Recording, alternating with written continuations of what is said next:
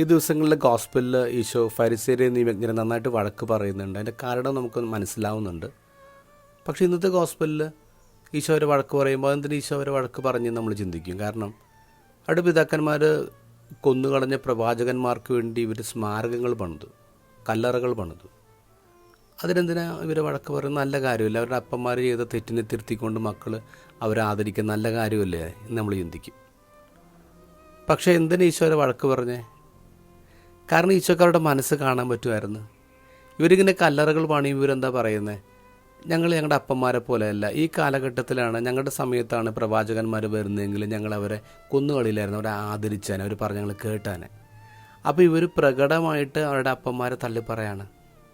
പിന്നെ ഈശോയ്ക്ക് ഇവരുടെ മനസ്സ് നന്നായിട്ട് അറിയാൻ പറ്റുന്നുണ്ട്. കാരണം പ്രവാചകനല്ല, ദൈവത്തിൻ്റെ മകൻ തന്നെയാണ് അവരുടെ മുന്നിൽ വന്ന് കാര്യങ്ങൾ പറയുന്നത്. പക്ഷേ ഈശോയുടെ അവരെങ്ങനെ പെരുമാറിയത്? ഈശോയുടെ അവരെങ്ങനെ പെരുമാറാൻ പോകുന്നത്? അവർ തന്നെ ക്രൂശിലേറ്റുമെന്ന് ഈശോയ്ക്ക് നന്നായിട്ട് അറിയാം.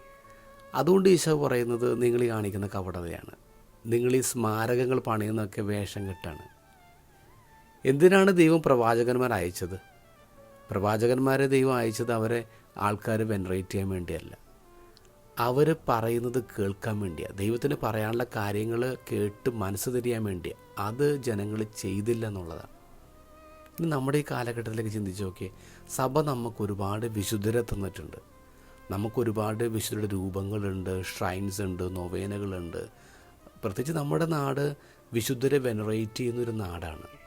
എന്തിനാണ് സഭ നമുക്ക് വിശുദ്ധരെ നൽകിയിട്ടുള്ളത്? ആ വിശുദ്ധർ പറയുന്നത് കേൾക്കാനാണ്. അവരുടെ ലൈഫിൽ ഹീറോയിക്ക് ആക്ട്സ് നമ്മളൊക്കെ ഇങ്ങനെ അനുകരിക്കാനാണ്. പക്ഷെ നമ്മളെന്താ ചെയ്യുന്നത്? നമ്മൾ ഒരുപാട് ആവശ്യങ്ങളുമായിട്ട് ഈ വിശുദ്ധരുടെ മുന്നിൽ ചെന്ന് നിൽക്കുന്നുണ്ട്, പ്രാർത്ഥിക്കുന്നുണ്ട്, പൂമാലയിടുന്നുണ്ട്.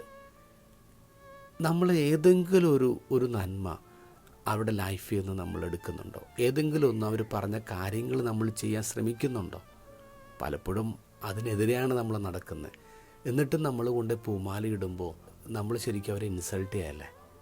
അതിനല്ലേ കപടതയെന്ന് പറയാം.